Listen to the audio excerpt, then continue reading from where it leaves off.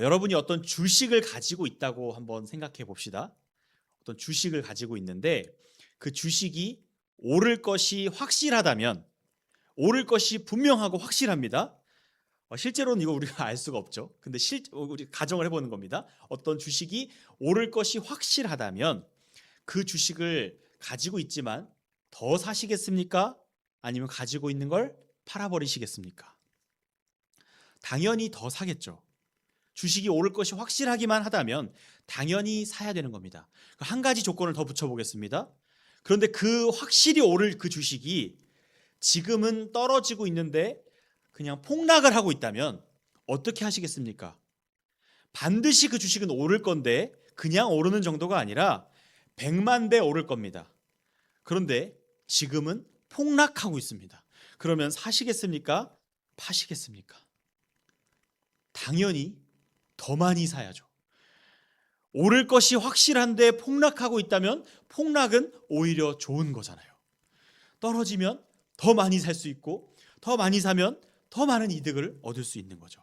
오를 것이 확실한 주식, 그러나 폭락하고 있다 할지라도 그것은 당연히 매입해야 되는 게 당연한 거죠. 지금은 주식을 예로 들었지만 우리의 삶은 매 순간 선택의 기로에 놓입니다. 미리 알 수만 있다면 오를 것은 선택하고 떨어질 것은 버리는 게 지혜로운 겁니다. 그래서 우리는 자꾸 뭔가를 알고 싶어하고 미리 아는 것이 이 시대는 능력이 되었습니다. 정보력은 엄청난 능력이죠. 이 재벌집 막내 아들이라는 드라마를 혹시 보셨나요?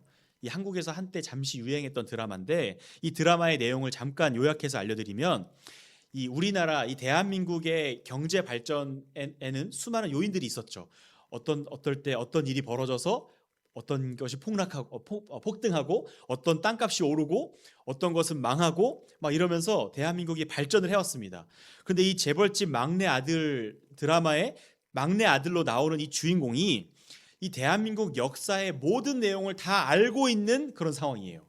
그래서 이제 그 역사를 따라가면서 그 상황에 따라 사야 될 땅을 사고 팔아야 될 걸 팔고 이러면서 점점 성공을 해 나가는 겁니다. 근데 이건 단순히 개인의 성공의 이야기가 아니라 대한민국의 경제 발전의 어떤 상징으로서 이 재벌집 막내 아들이 이 성공 가도를 달리는 이야기를 다룬 겁니다.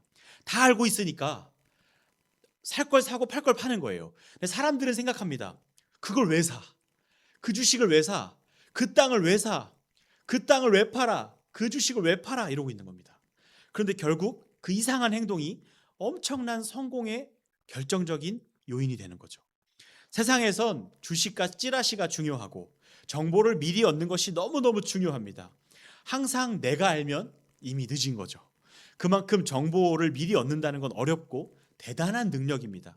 그래서 정보력만 가지고 있어도 부자가 될 수 있을 정도로 이 정보력은 엄청난 것인데 이 구약 시대의 선지자들이 아주 특별한 경험, 이 정보력을 얻는 경험을 했습니다. 그게 뭐였냐면 바로 하나님께서 미리 알려주시는 거였어요. 이 선지자들이나 예언자들의 이 주요 능력은 사실 미래를 내다보는 것이 주요 능력은 아니었습니다. 앞으로 무슨 일이 일어날 거다 이런 거를 뭐 이렇게 예언한다는 거 해가지고 미리 점치듯이 얘기하는 것이 그들의 주요 그 업무가 아니라 하나님께서 말씀해 주시는 것을 듣고 그대로 전하는 것이 그들에게 주어진 사명이었습니다. 그런데 그 내용이 이스라엘이 곧 망한다, 뭐 회개 안 하면 벌 받는다, 뭐 이런 내용이다 보니까 앞으로 어떤 일이 펼쳐질지를 말해주는 사람 같아 보였던 거예요. 근데 실제로 선지자들은 미래에 일어날 일을 다른 사람보다 먼저 하나님을 통해 알 수 있었고 이스라엘이 망한다, 뭐 이게 저렇게 된다 이런 거 하나님이 알려주시니까 가서 그걸 말해라 말씀하시니까 미리 알 수 있었죠. 그래서 이 미리 아는 내용을 가지고 말하고 행동할 수 있었던 겁니다. 예레미야 선지자를 예를 들면 예레미야 선지자는 하나님께 말씀을 받아 이스라엘이 멸망할 것을 말하고 다녔습니다. 근데 사람들은 화가 나는 거죠. 무슨 나라가 망한다고 말을 하고 다니냐? 그래서 이 예레미야를 가두기도 하고 막 괴롭히기도 합니다. 근데 이 선지자는 무슨 집도 없고 밥도 안 먹는 그런 신비로운 존재가 아니라 그냥 평범한 사람인데 하나님이 그에게 말씀하셔서 그 말씀을 받아서 말할 수밖에 없는 그냥 그런 존재예요. 무슨 신비로운 그런 존재가 아니라 무슨 막 천사 같은 그런 막 하늘을 날아다니고 갑자기 순간이동을 하고 이런 존재가 아니라 그냥 하나님의 말씀을 받아서 말하는데 사람들이 괴롭히는데 하나님이 허락하시면 그 괴롭힘으로부터 벗어나기도 하고 계속해서 그 괴롭힘을 받아야 되기도 하고 되게 특별해 보이지만 평범한 그런 사람인 겁니다. 그냥 그 평범한 사람이 이스라엘이 망한다는 얘기를 들었을 때 이스라엘에 미련을 둘 수 있을까요? 예레미야 입장에서는 더 이상 이스라엘에 미련을 둘 이유가 없죠. 그럴 행동을 할 이유가 없습니다. 그냥 말하라고 하니까 말하기 싫어서 말 안 하겠습니다 하고 막 도망가기도 하는데 결국에는 가슴 속에서 타오르는 이 불꽃 때문에 이 뜨거운 열정 때문에 말하지 않을 수 없게 되어서 그냥 이스라엘 회개하지 않으면 망합니다 말하고 다니는 거예요. 그런데 하나님께서 명령하시는 거예요. 그냥 이스라엘이 망한다, 이스라엘이 망한다고 말해라 이것만 명령하시면 좋겠는데 예레미야에게 또 명령하시는 거죠. 뭐라고 명령하시냐? 밭을 사라. 무슨 밭을 사냐? 이스라엘 땅을 사라 이렇게 명령하시는 거예요. 이게 예레미야 32장에 나오는 이야기입니다. 망할 거라고 말씀해 놓고선 그 망할 나라의 땅을 사라는 명령을 주시는 겁니다. 우리는 그냥 성경 보고 이스라엘이 망할 거니까 망할 거라고 말해라. 그럼 말하면 되고 밭을 사라. 망할 거지만 그 땅을 사라. 그러면 사면 되고 너무 그냥 쉽게 느껴지지만 현실적으로 한번 생각해 봅시다. 예레미야 앞에 우리가 서로를 보듯이 하나님이 나타나서 말씀하시는 게 아니잖아요. 하나님의 음성이 들리고 하나님의 말씀이 들리지만 하나님이 이 눈에 보이는 현실 앞에 나타나신 게 아니라 그냥 말씀하시는 거예요. 그러니까 믿음으로 듣지 않으면 사실 이걸 받아들이기가 어려운 거죠. 근데 눈앞의 현실은 이스라엘이 망할 거고 망하고 있고 하나님 말씀대로 살지 않고 있고 회개하지 않고 있는데 땅을 사라. 그럼 사고 싶지 않은 거죠. 내 돈과 내가 가진 것들과 이런 것들을 팔아서 그 땅을 사고 싶지가 않은 거예요. 근데 하나님은 땅을 사래요. 예레미야는 도무지 이해할 수가 없었지만 하나님의 명령이니 그 명령대로 땅을 삽니다. 그리고 하나님께서는 한술 더 떠서 명령대로 산 땅을 그 땅의 매매 증서를 오래 보존할 수 있도록 토기에 담아 보관하라고 예레미야 32장에 기록되어 있습니다. 나중에 누구한테 보여주려고 그러시는 거겠죠. 이것은 반드시 망할 나라의 땅을 사도록 명령받은 예레미야의 이야기입니다. 당시에는 너무나 이상한 행동이었어요. 하지만 이스라엘이 회복될 것을 안다면 무조건 해야 되는 행동이었죠. 이 예레미야에서는 밭을 사는 장면이 나온다면 오늘 우리가 지금 계속해서 매주 나누고 있는 사도행전 본문에서는 밭을 파는 장면이 나옵니다. 바나바가 밭을 팔아서 그 값을 사도들의 발 앞에 두었고 그 헌신으로 교회는 큰 위로를 받습니다. 이를 본 아나니아와 삽비라 부부도 밭을 팝니다. 그래서 그 값을 교회 앞에 헌금합니다. 그러나 일부만 하고 일부는 감춥니다. 이 일로 명예와 돈을 둘 다 얻어보려고 꾀를 내었지만 이 아나니아와 삽비라 부부는 하나님을 속인 죄로 죽게 됩니다. 이런 일이 벌어지고 있는 거예요. 어쨌든 밭을 팔아요. 돈을 받아서 그 돈을 하나님 앞에 헌금하는 겁니다. 지금 초대교회는 밭을 사야 될 때인가 밭을 팔아야 될 때인가 한번 생각해 볼 필요가 있습니다. 밭을 팔아서 지금 교회한테 헌금을 할 때인가 한번 봐야 되는 거예요. 어떤 나라에 전쟁이 났다고 하면 그 관련된 주식들은 다 떨어집니다. 어떤 나라가 망할 것 같으면 그 관련 주식은 다 떨어지는 겁니다. 어떤 정치인이 이상한 행동을 하면 그 관련 주식은 다 떨어집니다. 그런데 지금 초대 교회는 어떻습니까? 지금 박해가 시작됐어요. 사람들이 막 모여드니까 막 주식으로 치면 오르는 것 같지만 사실 이 오르니까 이 주식처럼 오르니까 이 교회가 막 올라가니까 박해가 시작되는 거예요. 근데 박해가 보통 박해가 아니라 그냥 아주 무조건 시비를 거는 식으로 박해를 하는 겁니다. 그러니까 이 교회의 박해가 시작되는 이때 이 교회에 뭔가를 투자한다는 것은 아주 어리석은 일일 겁니다. 동향을 살피고 지켜봐야 되는 상황인 거죠. 그런데 이 성도들은 자신의 소유를 자기 것이라 하지 않고 하나님 앞에 내어드리는 일을 하고 있는 겁니다. 떨어지고 있는 주식을 막 사고 있는 겁니다. 이게 왜 이런 행동을 할까? 이상한 겁니다. 지금은 땅을 팔아서 교회에 바칠 때가 아니라 일단은 쟁여두고 교회가 좀 온전해지면 그때 교회에 헌금을 해서 밑빠진 독에 물을 붓지 않도록 주의해야 되는 때인 것처럼 보입니다. 그러나 사람들은 자기 밭을 팔아서 사도들의 발 앞에 두었고 그것으로 가난한 자들을 돕고 있는 일을 하고 있는 겁니다. 예레미야는 밭을 사지 말아야 될 때 샀고 초대교회는 밭을 팔지 말아야 될 때 팔았습니다. 왜 이러는 걸까요? 왜 이해되지 않는 행동들을 이들은 하는 걸까요? 예레미야 32장과 사도행전 5장에 동시에 나오는 말들이 있는데 하나는 손이고 하나는 표적과 기사입니다. 이 손과 표적과 기사는, 이 손은 예레미야 32장에서는 하나님의 손을 말하고 사도행전 5장에서는 사도들의 손이라고 말하지만 다 하나님의 손입니다. 이 표적과 기사는 다 하나님이 일으키시는 일들입니다. 그래서 이 손과 표적과 기사는 하나님이 일하고 계시다, 이 뜻입니다. 하나님이 일하고 계신다, 하나님이 그들을 향해 일하고 계신다, 지금 이 내용을 말씀하고 있는 겁니다. 그래서 예레미야는 하나님의 손과 그의 표심팔로 세상을 창조하셨고 그는 못하실 일이 없다, 이렇게 그의 능력을 찬양하고 있습니다. 그러나 찬양하면서도 그는 질문하는 거예요. 왜 나라가 망하는데 땅을 사라고 하십니까? 우리는 답을 알고 있죠. 이스라엘이 회복될 것을 보여주기 위해서 그런 거죠. 그러나 예레미야 입장에서는 너무 어려운 거예요. 망할 땅을 왜 사지? 망할 땅을 왜 사지? 나중에 회복되면 그때 사도 되잖아요. 근데 망할 땅을 왜 살까? 하나님은 그 땅을 반드시 회복시키실 거라는 말씀을 하고 싶으셨고, 그리고 믿음의 표현으로 그 땅을 사게 하시는 겁니다. 이제 초대교회입니다. 초대교회는 누구의 손이 등장하냐면 사도들의 손이 등장하는데, 이 사도들은 그냥 개인이 아니라 하나님을 대리하는 자들, 하나님의 말씀을 대언하는 자들입니다. 그래서 이 개인으로서 사람이기도 하지만 이들이 행하는 모든 사역과 사명은 하나님께서 그들을 통해 말씀하시고 그들을 통해 하나님이 일하시는 겁니다. 이제 예수 그리스도는 승천하셔서 다시 오실 때까지 이 땅에 안 계시지만 성령께서 이 땅에 오셔서 그 사도들의 마음 가운데, 모든 믿는 자들 마음 가운데 들어가셔서 그들이 행하는 모든 일은 그들의 개인의 행동이 아니라 하나님이 행하시는 그 일들을 사람을 통해, 지금 우리들을 통해 하실 수 있다는 겁니다. 그래서 지금 사도들이 나올 때는 사도라는 그 이름을 하나님의 영광 혹은 복음이라고 보셔도 괜찮습니다. 그래서 이 사도들의 이름을 복음이나 하나님의 영광으로 바꿔 읽어보는 것도 도움이 됩니다.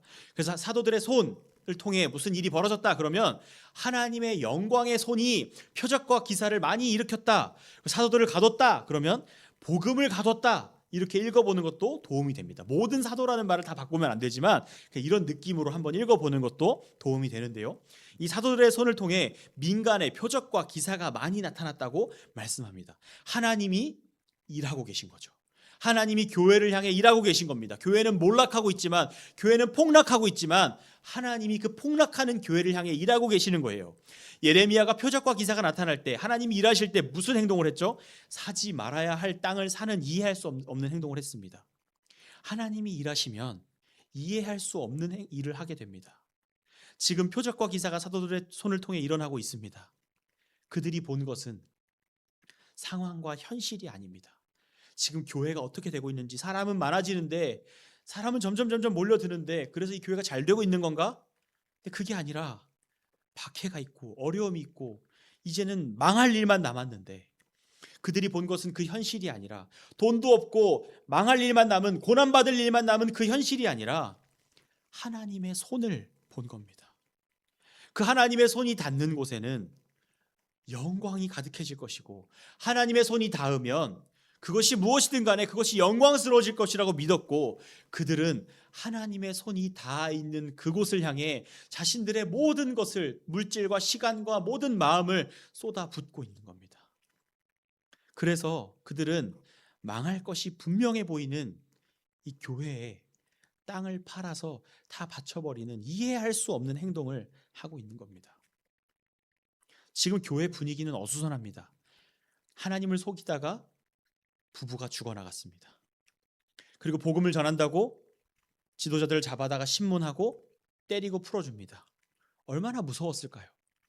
지금은 지도자만 잡아갔지만 이후에는 예수를 전하면 그가 누구라도 잡아서 때리고 고문하고 죽일지도 모르잖아요. 그리고 실제로 그 일은 이후에 일어나잖아요.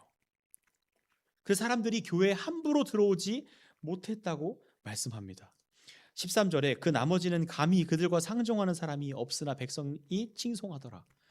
이 교회에 함부로 들어오지 못하는 거예요. 수많은 사람이 교회에 들어오는데 칭찬하고 대단하다, 저거 대단하다 박수 치는데 함부로 들어오지 못하고 그들과 함께 교제하지 못하는 거예요. 어떻게 될지 모르니까 간을 보고 있는 거죠.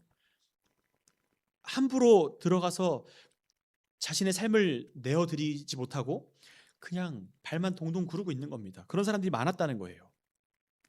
그런데 지금 믿는 자들은 어떻게 하냐면 자신의 전부를 하나님 앞에 내어주고 있는 거죠. 그러니까 더 못 들어오는 거예요. 교회에 들어와서 어중간하게 그냥 어떻게 될지 지켜보면서 예수님 안전하면 되지, 교회 안에 들어가서 예수님 믿는 척하고 그냥 구석에 앉아가지고 그냥 그렇게 믿는 둥 마는 둥 하면 되겠지, 나중에 교회가 평안해지면 그때 가서 헌금도 하고 그때 가서 예수님도 전하고 하면 되겠지, 이게 교회 안에 없는 거예요. 믿거나 말거나입니다. 믿으면 전부를 내어드리거나 말거나입니다. 그러니까 들어가야 될 사람들이 들어가지 못하고 지금 발을 동동 구르거나 아니면 들어가서 자신의 삶을 완전히 드리거나 그 둘 중에 하나에 놓여 있는 겁니다.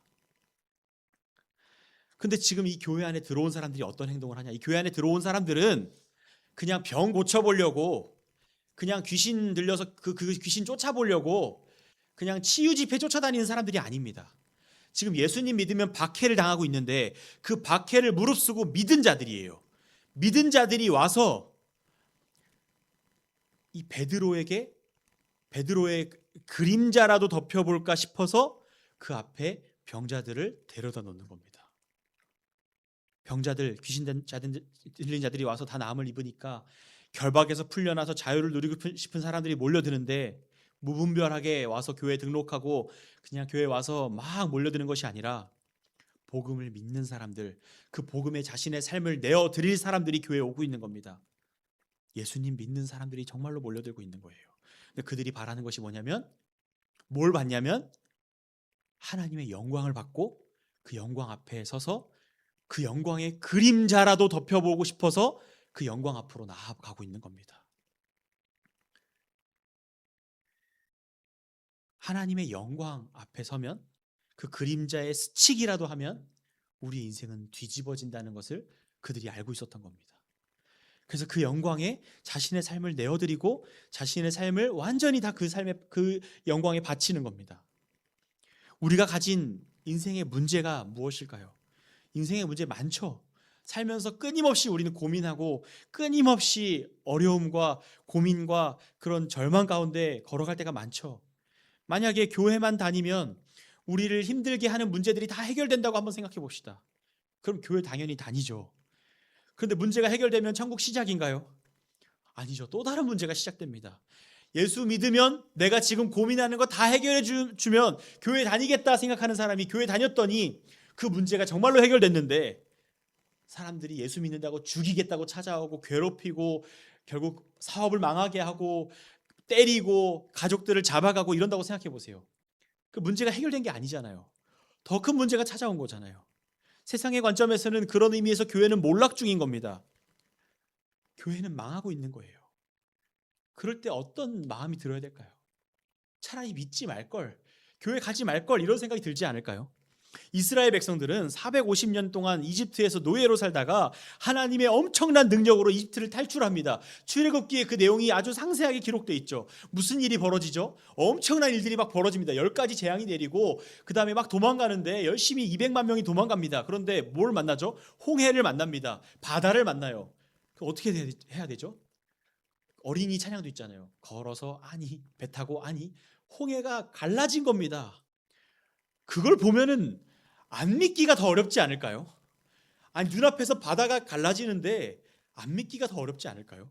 200만 명이 지나갈 만한 넓이로 한쪽은 막히고 한쪽은 쫙 흘러가가지고 아주 넓은 땅이 됩니다. 그 땅을 지나갔어요. 오케이, 자연현상이라고 그냥 어떤 사람은 그 200만 명 안에서 과학적인 사고방식을 하는 사람이 있다고 치고, 그런 사람이 이거는 그냥 어쩌다 일어난 자연현상일 거야 라고 생각했다고 쳐도, 근데 이스라엘 백성들이 지나간 후에 이 이집트 병사들이 쫓아오니까 바로 그 바다가 잠겨서 그들을 몰살시키는 그 일이 일어났을 때 하나님이 그 일을 하셨다고 밖에는 볼 수 없지 않을까요? 안 믿기가 더 어려운 그 일을 겪고 나서 그들이 들어간 곳은 광야입니다. 낮에는 해에 타서 죽을 것 같고 밤엔 얼어 죽을 것 같고 낮이나 밤이나 굶어 죽을 것 같은 그 광야에 들어간 겁니다. 그때 그들이 하는 말, 그냥 이집트의 노예로 놔두지 왜 우리를 끌고 나와서 이 고생을 시키냐. 모세를 비난합니다. 거긴 먹을 거라도 있었다. 먹을 거 내놔라 이러고 있는 거예요. 만약에 광야에 들어가기만 해도 병이 낫고 광야에서 어쩌다 솟아나는 그 물을 마시면 피부가 좋아지고 키가 크고 예뻐지고 잘생겨진다고 하면 이스라엘 백성들이 이집트로 돌아가겠다고 했을까요? 날마다 다른 코스의 그런 오마카세 음식들이 차려진다면 그들이 이집트로 돌아가겠다고 했을까요? 이스라엘 백성들은 줄을 서서 광야로 들어가려고 했을 것이고, 이스라엘 백성들만이 아니라 이집트 사람들도 줄을 섰을 거고, 전 세계 사람들이 줄을 서서 아마 광야 웨이팅이 생겼을 겁니다. 예뻐지고 키 커지고 건강해지고 잘 되고 했을 거라면. 근데 광야로 들어간 이스라엘 백성들은 이제 고생 시작입니다. 하나님의 말씀을 따라서만 가야 되고, 그렇게 말씀을 따라 40년을 그 광야를 빙빙빙빙 도는 겁니다. 우리는 어떨까요? 답을 말하기는 쉽습니다. 성경의 이야기를 보면 이 사람은 왜 이렇게 했을까? 하나님 말씀대로 해야지. 근데 우리 현실이라고 생각해 보세요. 성경 말씀은 우리에게 항상 분명하게 말씀하고 있는데 우리가 믿음이 없어서 그렇게 살지 못할 때가 너무 많습니다. 그냥 믿음으로 살아야 되는데 그건 너무 이상적이야. 그건 현실적이지 않아. 그러면서 말씀을 등한시할 때가 너무 많은 거예요. 현실의 이익을 따라서 하나님을 등질 때가 너무 많은 거죠. 내가 만들어낸 우상을 쫓아갈 때가 너무 많은 거예요. 저 때는 저렇게 행동해야지 말하긴 너무 쉬운데 우리가 그 상황이라면 바른 길로 갈 수 있을까? 너무 어려운 겁니다. 지금 우리의 현실에서 하나님을 보면 환경과 상황과 아무 상관없이 하나님만으로 만족하며 살고 있나요? 우리는 그럴 수 없는 존재들이라는 걸 너무 잘 알잖아요. 현실에서는 우리 눈앞의 이익을 추구하고 지금 당장 떨어지는 건 버리고 지금 당장 좋아 보이는 건 붙잡는 것이 우리의 모습이지 않나요? 하나님을 우선순위에 두고 하나님을 붙잡고 살지 못하는 것이 우리입니다. 우리가 아무리 믿음이 좋다고 해도 당장 우리에게 유익이 되지 않으면, 유익이 되지 않는 정도가 아니라 극심한 고난이 찾아오면 우리의 신앙을 버릴지도 모릅니다. 그래서 우리가 이륙교회가 계속해서 북한을 위해 기도하는 거예요. 북한의 성도들이 그 극심한 고난 속에 믿음을 버리지 않기를. 그들이 우리보다 믿음이 훨씬 좋을 겁니다. 그런데 극심한 고난이 찾아오면 믿음을 버리고 싶어지잖아요. 그러니까 성령 하나님의 도우심이 없으면 우리 힘으로는 붙잡을 수 없습니다. 우리는 그냥 그런 존재들이에요. 그런데 그러한 우리의 삶에 하나님의 손이 나타나고 하나님의 영광이 나타나기 시작하면 어떨까요? 그 하나님의 일하심에 부스러기만 먹어도, 하나님의 영광의 그림자에만 덮여도 우리의 인생이 뒤집어질 만큼 엄청난 변화가 일어날 겁니다. 우리의 현실은 떨어지는 주식처럼 곤두박질 치는 것 같을 때가 많습니다. 하나님 잘 믿는 것과 상관없이, 예수님 잘 믿고 신앙생활 잘하는 것과 상관없이 우리의 삶은 요동칠 때가 많습니다. 그럴 때 우리는 어떻게 합니까? 떨어지는 그 상황에서 한두 걸음 올라가 보려고 애를 쓰고 발버둥 칩니다. 어떻게든 좀 더 잘 돼 보려고. 그런데 하나님을 믿는 사람들은 이해할 수 없는 행동을 하는 사람들입니다. 왜냐하면 하나님의 손을 보기 때문에 그렇습니다. 하나님의 영광을 보기 때문에 그렇습니다. 투자하지 말아야 될 곳에 투자하고 시간 쓰지 말아야 될 곳에 시간을 쓰고 마음 쏟지 말아야 할 곳에 마음을 쏟습니다. 세상이 볼 때는 어리석습니다. 그러나 하나님을 믿는 자들이 붙잡는 것은 세상이 볼 때는 이해할 수 없는 그곳입니다. 분명히 곤두박질 쳤는데, 분명히 망했는데, 진짜로 멸망했는데 솟아오르신 분께 우리의 삶을 투자하는 겁니다. 그분은 죽음이라는 곤두박질을 당하셨지만 부활로 명예와 영광을 완전히 회복하셨고, 그는 마침내 다시 오셔서 그를 믿지 않는 자들을 벌하시고 그를 믿는 자들에게 상을 주실 것입니다. 그의 이름은 예수 그리스도이십니다. 예수님의 영광을 본 자들은 그에게 삶의 전부를 드리는 겁니다. 왜냐하면 그분은 곤두박질 쳤지만 모든 것을 다시 얻으신 분이기 때문에 그렇습니다. 모든 영광을 다 버리셨지만, 다 잃으셨지만 모든 영광을 다시 다 얻으시는 분이시기 때문에 그렇습니다. 이 땅에서의 잠깐의 기쁨을 위해서 그분을 버리고 이 땅에 소망을 두고 살아가는 사람은 그분이 마지막 날 다시 오시는 그날에 모든 것을 잃게 될 것입니다. 그러나 그분께 소망을 두고 이 땅에서의 잠깐이라고 말하지만 꽤나 극심하고 꽤나 어려운 고민과 이 어려움과 좌절을 겪지만 예수님을 믿는 일에, 예수님께 우리의 삶을 드리는 일에 모든 것을 팔아서 내어드린 사람들은 마지막 날 그의 영광 가운데 들어가게 될 겁니다. 이 얘기는 교회에다가 헌금하라는 얘기가 아닙니다. 예수 그리스도께 우리의 삶을 내어드리라는 얘기입니다. 고작 헌금 얼마로, 교회에다가 헌금 몇백만 원, 몇천만 원, 몇 억 바친 걸로 끝내지 말고, 퉁치지 말고, 몇 억이면 작은 돈은 아니죠. 그러나 그걸로 퉁치지 말고 삶을 예수 그리스도께 완전히 다 드려야 된다는 겁니다. 신앙생활 조금 하고 주일날 주일 성수하고 예배를 온 마음으로 드리고 그냥 그 정도로 끝내고 세상에 나가서 세상에선 세상대로 살아가는 것이 아니라 나의 삶 전체를 하나님께 드려서 내가 무엇을 하든지 먹든지 마시든지 무엇을 하든지 하나님의 영광을 위해서만 하는, 그냥 하나님께 몰두된 삶을 살아야 된다는 겁니다. 근데 그렇게 살면 되게 이상한 모습일 겁니다. 그냥 그분께만 몰두하고 그분께 집중하고 마치 오늘밖에 안 사는 사람처럼 그분께 모든 것을 쏟아붓는 삶을 사는 거예요. 근데 왜 그렇게 사냐? 그 영광이 너무 커서 그 영광의 진짜 그 영광의 끝자락에 있는 부스러기만 우리에게 떨어져도 우리에게는 엄청난 영광일 것이기 때문에 그렇습니다. 어떤 무가치한 주식이 있다고 해봅시다. 그 주식이 한 주에 1,000억으로 올랐다고 해봅시다. 그 주식을 내가 한 주 가지고 있었다고 생각해 보세요. 얼마나 좋을까요? 1,000원짜리 주식이었는데 1,000억이 됐다고 생각해 보세요. 내가 그거 1,000원짜리 한 주 가지고 있을 때는 아무것도 아니었는데 그게 1,000억이 된 거예요. 그럼 어마어마하겠죠. 근데 1,000억 한 주 말고 소수점으로라도 가지고 있었다고 생각해 보세요. 소수점도 큰 겁니다. 1,000억이면. 아니, 내가 그 주식을 안 가지고 있는데 내가 친한 어떤 사람이 그 주식을 가지고 있다고 생각해 보세요. 그것만 해도 우린 너무 신기하고 놀라울 겁니다. 근데 하나님의 영광이 1,000억, 1,000조에 비할 수 있겠습니까? 예수 그리스도의 영광, 그 크기는 돈으로 매길 수 없는 값입니다. 우린 언젠간 어떤 인생을 살든 언젠간 죽습니다. 그러나 예수 그리스도 안에 있으면 부활하게 되는데 영원한 생명, 풍성한 생명을 얻어서 영원히 왕노릇하며 영원히 하나님의 영광을 뿜어내며 살게 되는 겁니다. 그의 영광의 그림자라도 닿으면 우리의 삶은 송두리째 바뀔 겁니다. 예수님은 죽음이라는 폭락을 딛고 부활하셔서 높아지신 분입니다. 우리도 그렇게 될 거예요. 그를 믿는 자는 그에게 우리의 삶을 송두리째 드리는 겁니다. 그런데 오늘 이 초대교회 성도들은 베드로가 지나갈 때 그에게 그의 그림자라도 덮일까 하여 그 앞에 놓여지길 원했는데 그 영광이 얼마나 큰지 그 지나가는 그림자라도 닿으면 모든 것이 해결될 것 같은 거예요. 근데 그 예수 그리스도의 영광을 직접 보면 어떨까요?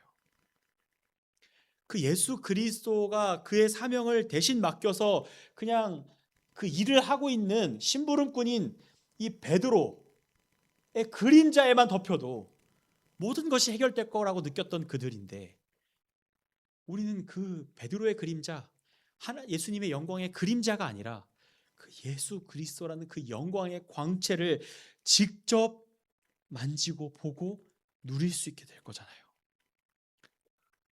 그날이 속히 오고 있고 이미 우리는 그날을 향해 성령 하나님과 동행하며 이 땅을 살아가고 있습니다. 우리가 오늘 이번 주 한 주 동안 무엇을 붙잡고 살아야 될까요? 사람들에게 인정받는 영광스러움이 아니라, 이 땅에서 잘 되는 영광스러움이 아니라, 이 땅에서 물론 잘 되고 인정받고 좋은 복을 많이 누렸으면 좋겠습니다. 그러나 그것은 하나님의 영광에 비하면 너무 아무것도 아니니까 얘기할 가치가 없어지는 거예요. 그게 무가치하다는 게 아니라 너무 중요한데, 그게 없으면 너무 힘들다는 거 알겠는데 하나님의 영광이 너무 크니까 그 영광을 바라보고 사는 자들은 그를 위해 모든 것을 내어 바치는 그런 삶을 살게 되는 겁니다. 그 영광의 그림자라도 우리에게 닿기를 소망하며 삽시다. 마침내 다시 오셔서 세상의 마침표를 찍으시고 우리의 삶을 하나님의 영광으로 가득 채우실 그 예수님을 바라보는 오늘 하루, 이번 한 주가 되었으면 좋겠습니다.